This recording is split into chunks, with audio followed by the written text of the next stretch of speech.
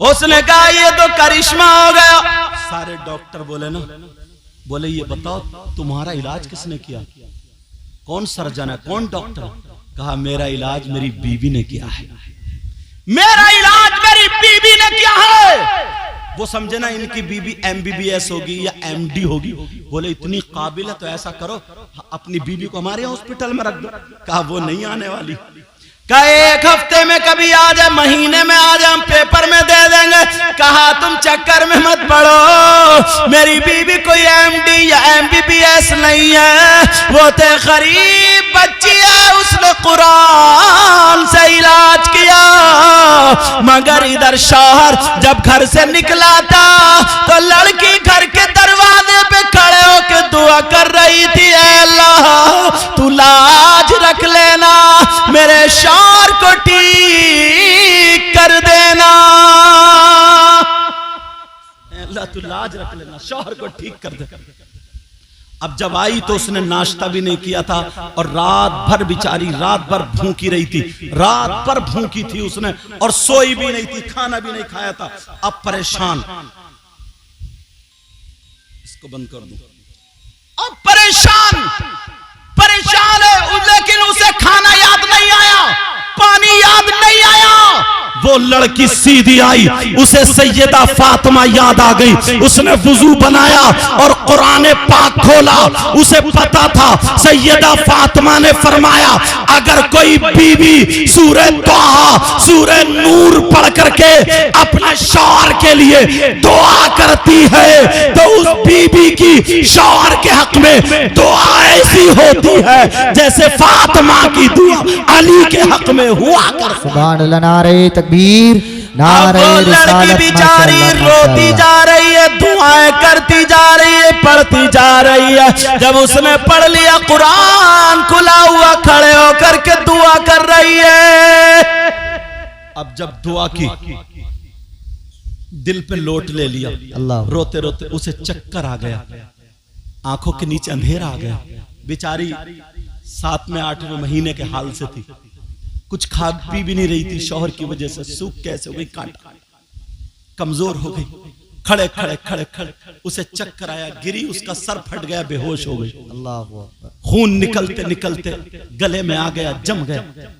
बेचारी का दुपट्टा कहीं है, घर में कोई और है भी नहीं, कुरान शरीफ खुला हुआ, कोई उसकी हिफाजत करने वाला नहीं, कोई इतना भी नहीं था कि कोई उसे आधा चम्मच पानी पिला दे।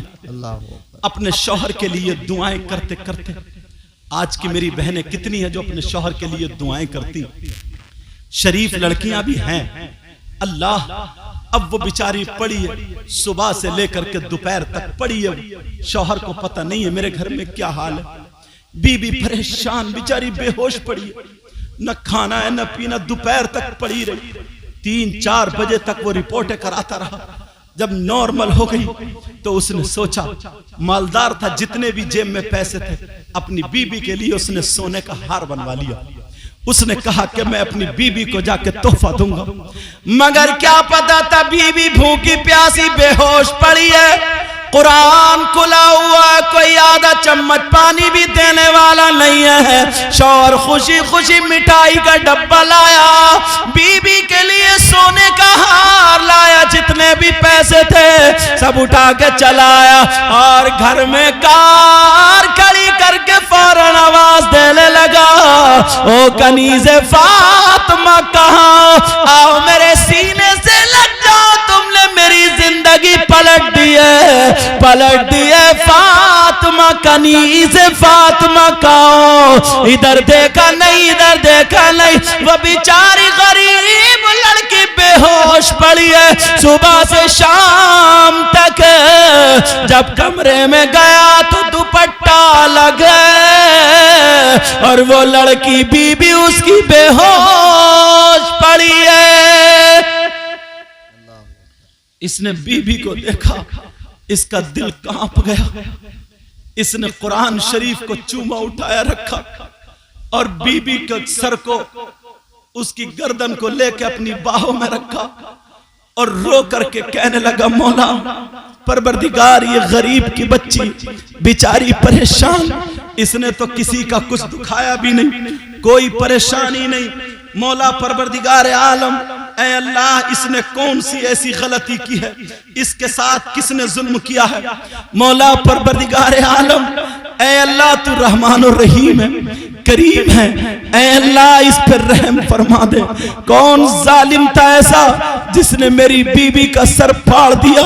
बेचारा रो रो करके बीबी को गोद में लिए बैठा है, मगर जब उसकी आंखों से बीबी के चेहरे पे आंसू गिरे, बीबी को होश आ जाता है, उसकी दुआएं कबूल हो जाती हैं। जब बीबी को होश आया, बीबी कूद के एकदम घबरा जाती है, मैं किसकी गोद में हूं, मैं कहां पर हूं। एक अजनबी अचानक में किसी आदमी की गोद में हो तो बोलो शरीफ लड़की डरेगी या नहीं डरेगी। बेचारी कांप गई, फौरन उधर हटी, क्या बात है। लेकिन जब शौहर के चेहरे को देखा, रो करके फिर चिपट जाती है, आंखों में आंसू है, अपने शौहर के गले को चिपट गई। मेरे सरताज मुझे माफ कर देना, मेरे दिलवर मुझे माफ कर देना, बताओ क्या बात है, बताओ तुम्हें क्या हुआ, बताओ रिपोर्टों में क्या आया है। जब इतना कहा तो वो भी शौहर भी रोने लगा और बीबी को चिपटा लिया। चिपटाने के बाद कहने लगा, मेरी बीबी ये बताओ तुम्हें किसने मारा है, तुम्हें किसने सर तुम्हारा फाड़ा, जरा बोलो तुम्हें किसने तकलीफ पहुंचाई है। मैं अपने खून का एक कतरा तुम पे लगा दूंगा, बोलो। जब इतना कहा तो बीबी कहने लगी, मेरे सरताज ऐसा कुछ भी नहीं है, ये बताओ तुम्हारा क्या हाल है। शौहर कहने लगा, नहीं मेरी बीबी, पहले तुम्हें बताना होगा, आज मुझसे रहा नहीं जा रहा, बोलो मामला क्या है। तो बीबी कहने लगी, मेरे सरताज मैंने रात भी खाना नहीं खाया था, मैं रात सोई भी नहीं थी, तुम्हारे लिए दुआएं करती रही। पूरी बात उसने बता दी कि मैं दुआ मांग रही थी, चक्कर आ गया, गिर गई, सर फट गया, फिर मुझे पता नहीं चला कि क्या हुआ। शौहर की आंखों में आंसू और कई मिनट बीबी को सीने से लगाया रहा और अल्लाह का शुक्र अदा करता रहा। मौला मैं गलत रास्ते पे था, जिसे मैं बड़े प्यार से दिल्ली पे मैंने लाखों रुपए खर्च करके, जिसके साथ में होटलों में इतने खाने खाए, इतना घुमाया, गाड़ी ड्राइवर सब कुछ दिया, एक कैंसर सुन के वो छोड़ के मुझे चली गई और गरीब की बच्ची ने मेरे लिए दुआ करते करते अपने आप को फना कर दिया। तुम भी अगर अपने बच्चों का रिश्ता ढूंढो, मुंडिया मिलक वालों, मुंडी मिलक, अगर तुम भी अपने बच्चों का रिश्ता ढूंढो, तुम्हें माल मिले या ना मिले, जहेज मिले या ना मिले, मगर शरीफ लड़की को कर लेना। शरीफ लड़की अगर तुम्हारे घर में आ जाएगी तो भले वो कार लेके आए या ना आए, मगर वो सैयदा फातिमा का तौर तरीका जरूर लेके आएगी। और नौजवानों, तुम जो बीबियों को गालियां बकते हो ना, जो मारते हो, तोड़ते हो, शराब पी के आके घर से निकाल, तुम्हें शर्म आनी चाहिए। तुम्हारी अगर छोटी सी बेटी को 2 साल 5 साल की बच्ची को कोई तमाचा मार ले तो तुम्हारा दिल निकल जाएगा। उसके बाप से पूछो जिसने 20 साल की बेटी तुम्हारे हवाले कर दी, जिसने अपने घर का नूर तुम्हें दे दिया, जिसने अपने घर की रोशनी तुम्हें दे दी, और तुम कहते हो कि भिकमंगे भिखारी हैं, मुझे ये नहीं दिया, मुझे वो नहीं दिया।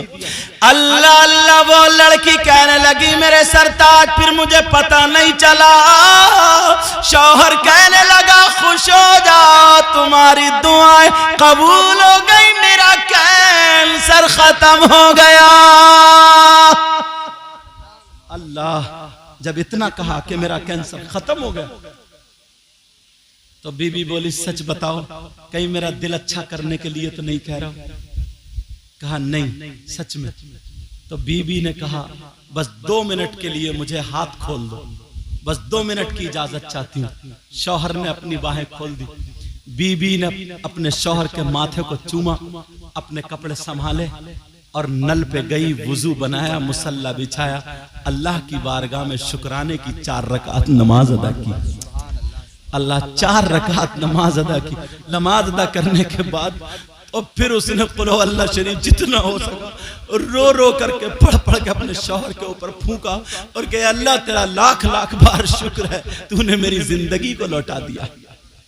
शौहर ने निकाला, कहा मैं तुम्हारे लिए कुछ तोहफा लाया हूं। कहा क्या? कहा आज मेरे पास अगर 10 लाख भी होते तो मैं तुम्हारे लिए उतने का तोहफा लाया। बस 40,000 रुपए बचे थे तो मैं उतने का तोहफा लिया, 1 रुपया जेब में नहीं छोड़ा, सब तुम्हारे लिए ले। कहा क्या तोहफा? उसने खोला और अपनी बीबी को वो हार पहना दिया। जब हार पहनाया बीबी खुश हुई और खुश होने के बाद कहा ये बताओ मैं इसकी मालिक हो गई? कहा तुम इसकी मालिक हो, तुम इसकी मालिका हो। कहा मालिका हो गई। उसने अपने हार खोला और अपने शौहर के ऊपर उतारा और अपने शौहर की जान का सदका कर दिया। कहा इस हार से ज्यादा मेरे लिए मेरे शौहर की जिंदगी है।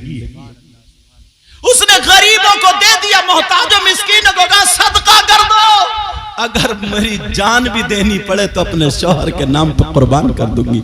ये हार अल्लाह, शौहर और रोने लगा, ए अल्लाह तूने मुझे ऐसी बीवी अता फरमाई है।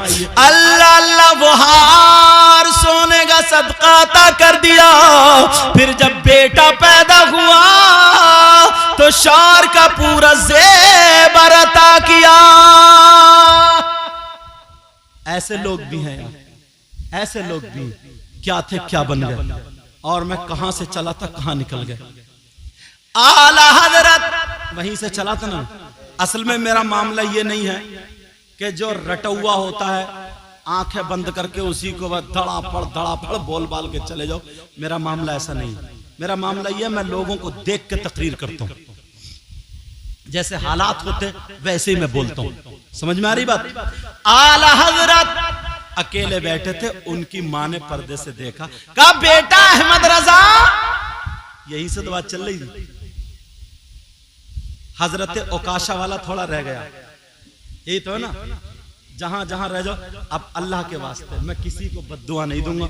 अल्लाह तुम्हें सबको सलामत रखे, तुम्हें सबको नमाजी बना दे, हाजी बना दे और तमाम आफतों बलियात से महफूज व मामून फरमा दे।